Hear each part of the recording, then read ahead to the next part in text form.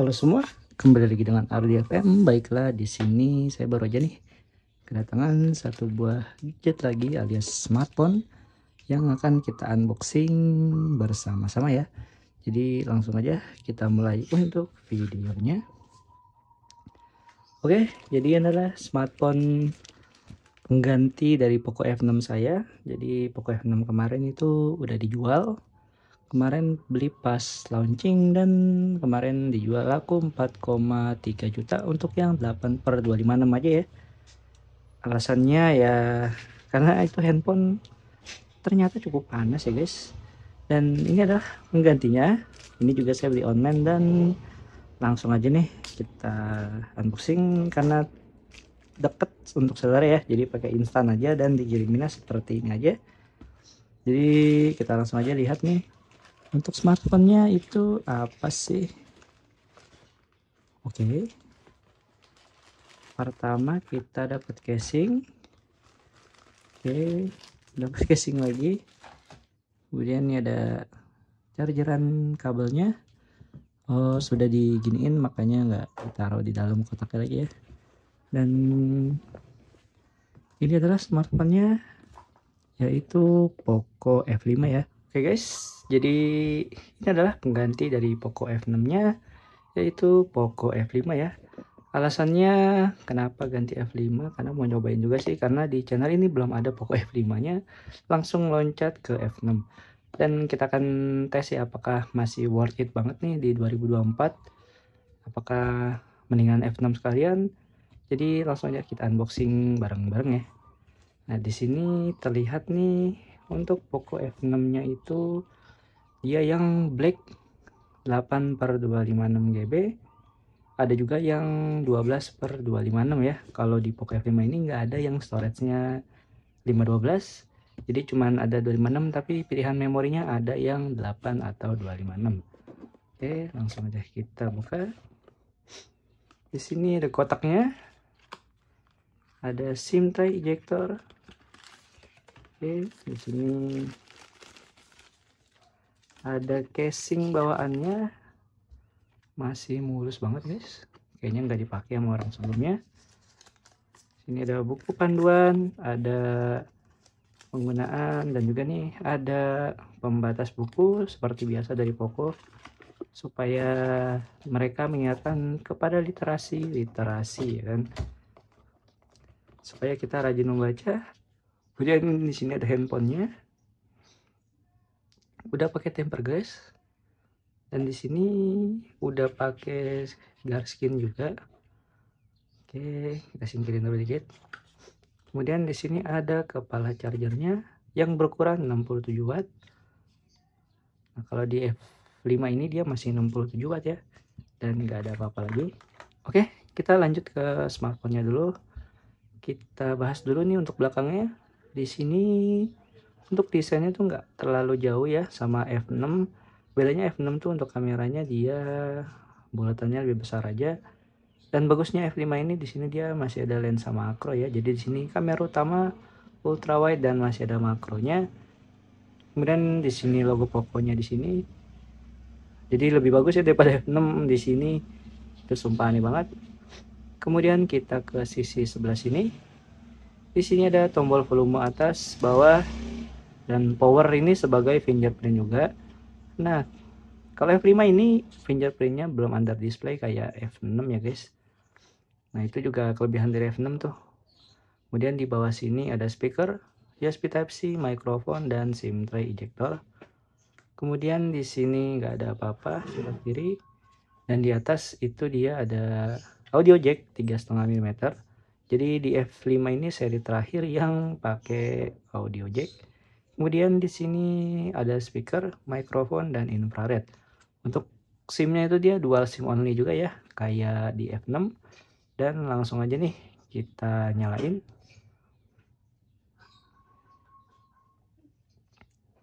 Poco.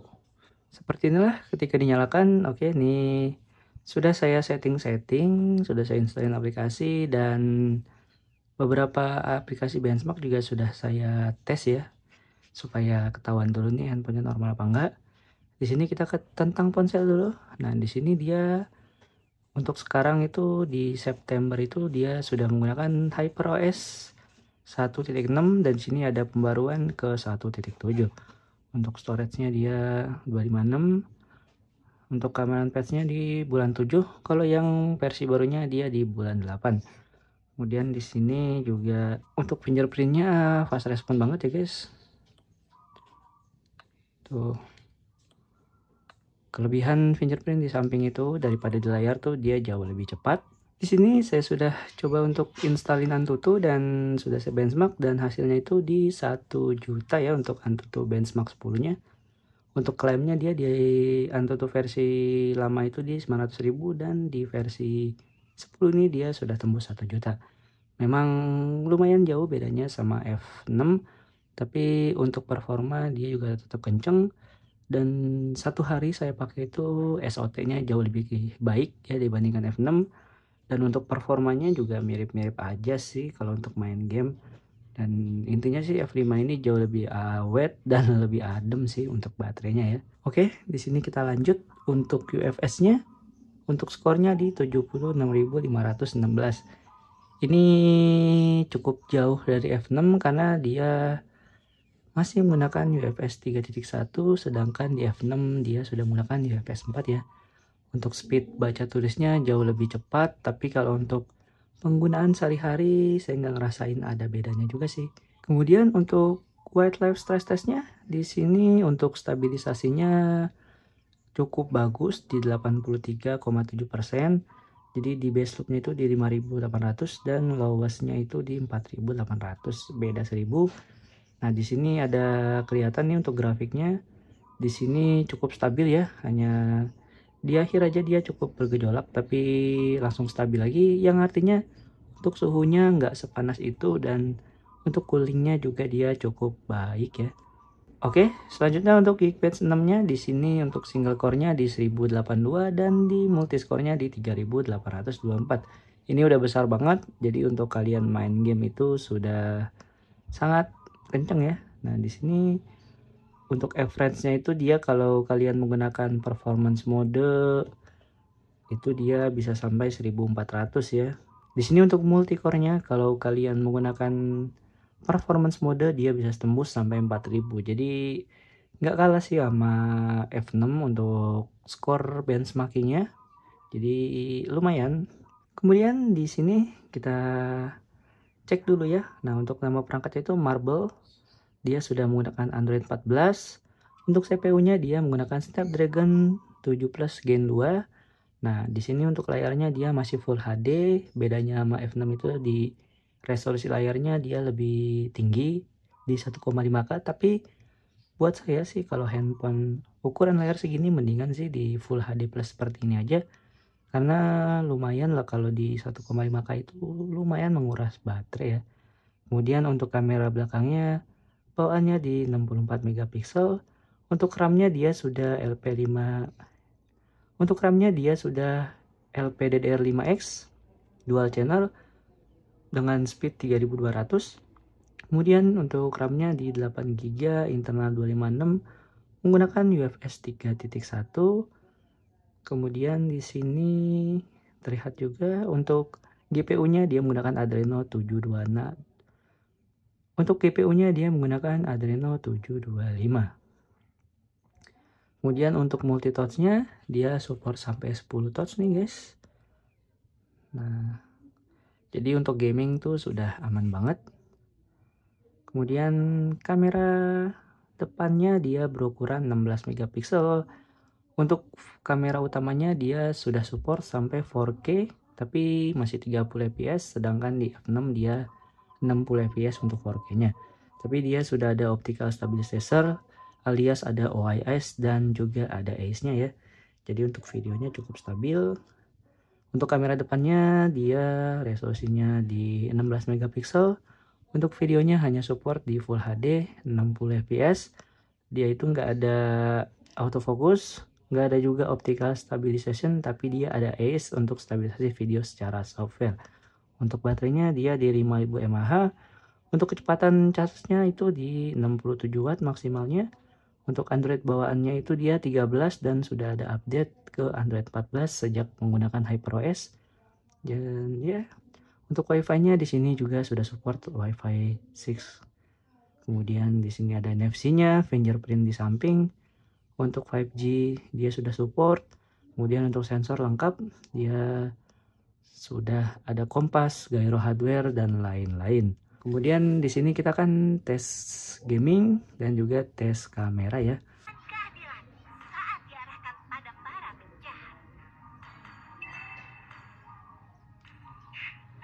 Pernah kepikiran ikut latihan di Eruditio? Keadilan saat diarahkan pada para penjahat. Tembakan ini selalu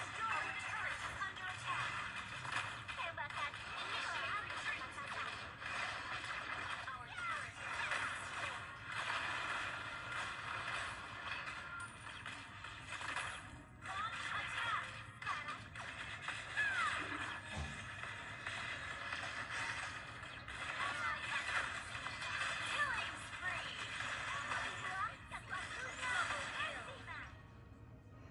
Aku, bintang yang bersinar, akan menerangi jalan.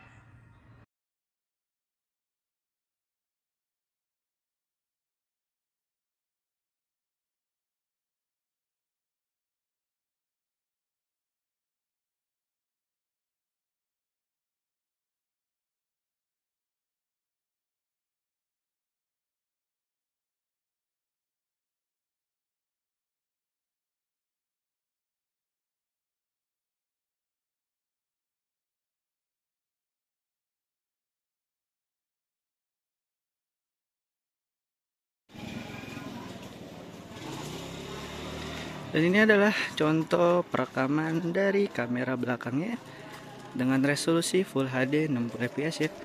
Untuk stabilisasinya terlihat nih dia seperti ini.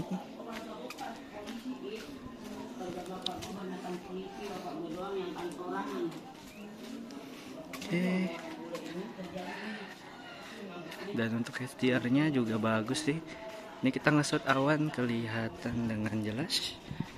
Dan untuk autofocusnya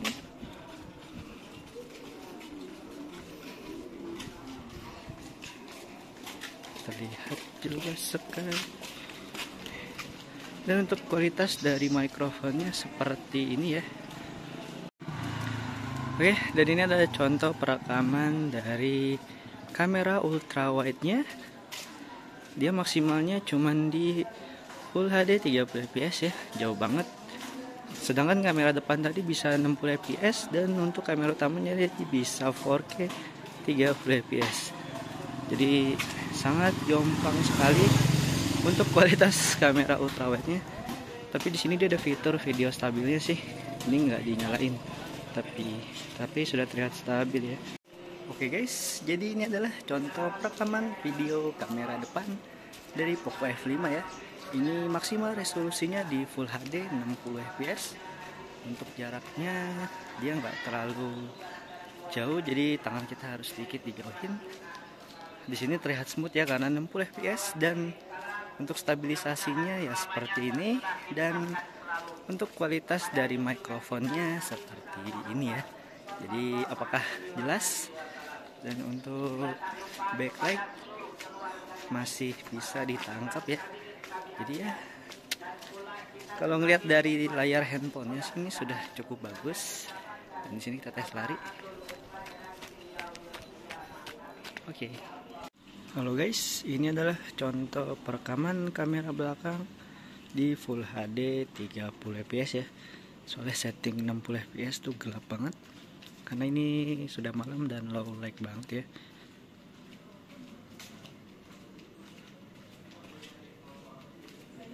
Untuk stabilisasinya seperti ini, dan seperti inilah kalau lagi rekam malam-malam ya.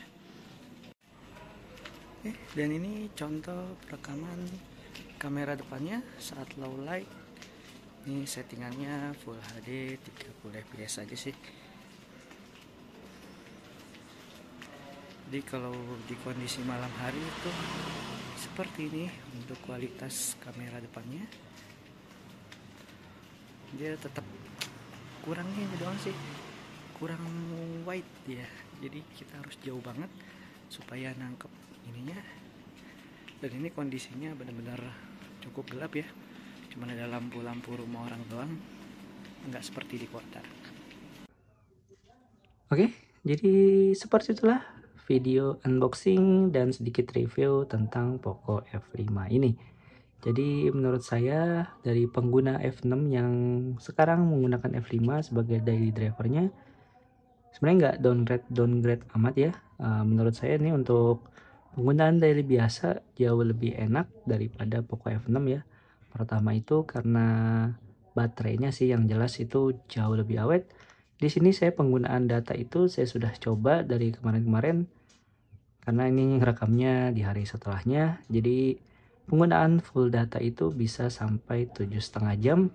Kalau pakai wifi bisa lebih. Itu jauh sekali dari F6 yang kalau pakai full data itu mungkin 4,5 jam loh, atau 4 jam malah kalau kalian digenjor abis. Dan kalau pakai wifi paling 5 jam, 5,5 jam, gak bisa tembus 6 jam, apalagi tembus 7 jam ya.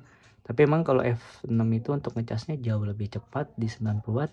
Tapi di sini 67 wattnya juga sudah cukup cepat, 40 menit aja udah penuh. Dan enaknya ini jauh lebih awet, baterainya jauh banget menurut saya ya. Untuk performanya kalau buat pemakaian biasa nggak terlalu beda jauh. Kemudian untuk kamera menurut saya mirip-mirip aja, paling bedanya di 4K 60 fps nya itu jauh lebih overkill aja ya dibandingkan di sini di 4K. Sedangkan di sini cuman 4K 30 fps aja. Tapi kalau kalian nggak pernah pakai ngerekam video 4K juga nggak masalah. Dan ya untuk ngegame nggak terlalu beda jauh. Enaknya di sini tuh jauh lebih adem. Kalau untuk ngegame suhunya nggak tahu kenapa ya, daripada F6 tuh jauh lebih panas. Kalau untuk performa ya nggak terlalu beda jauh, tapi tetap lebih bagus di F6 sih. Cuman saya lebih nyaman di sini aja untuk penggunaan dailynya. Untuk kamera depan, kamera belakang mirip. Untuk layar ya nggak bisa dipungkiri untuk F6 itu jauh lebih bening tapi jauh lebih boros baterai. Jadi ya Full HD sebenarnya juga sudah cukup di sini. Jadi juga nggak terlalu beda-beda banget sih untuk layarnya. Untuk speaker juga mirip-mirip aja. Dan di sini nyamannya itu dia ada audio jack 3,5 mm yang jauh lebih enak. Untuk harganya di sini saya beli itu di online harganya 3,3 juta setelah tawar-tawar. Itu yang memorinya 8/256. Kalau yang memorinya 12/256 itu rata-rata dijual di 3,8, 3,9. Kalau yang 8/256 itu di 34, 35. Ya tinggal kalian cari aja, kalian tawar terus pakai voucher yang ada di marketplace tersebut. Ya saya dapat di 3,3, terus ada tambahan casing-casingan lumayan, jadi nggak perlu beli casing lagi nih. Dan ya lumayan, jadi dari HP itu saya jual 4,3, ini beli 3,3, masih ada save 1 juta untuk penggunaan yang menurut saya sama aja. Cuman memang fingerprint display itu jauh lebih nikmat memang ya, karena dia bisa kanan kiri untuk bukanya. Sedangkan di sini ya harus pakai tangan kanan, tapi nggak masalah, masih nyaman. Jadi seperti itulah untuk videonya. Terima kasih telah menonton. Jangan lupa like, komen, dan subscribe. Kita ketemu di video yang lain ya. Bye bye.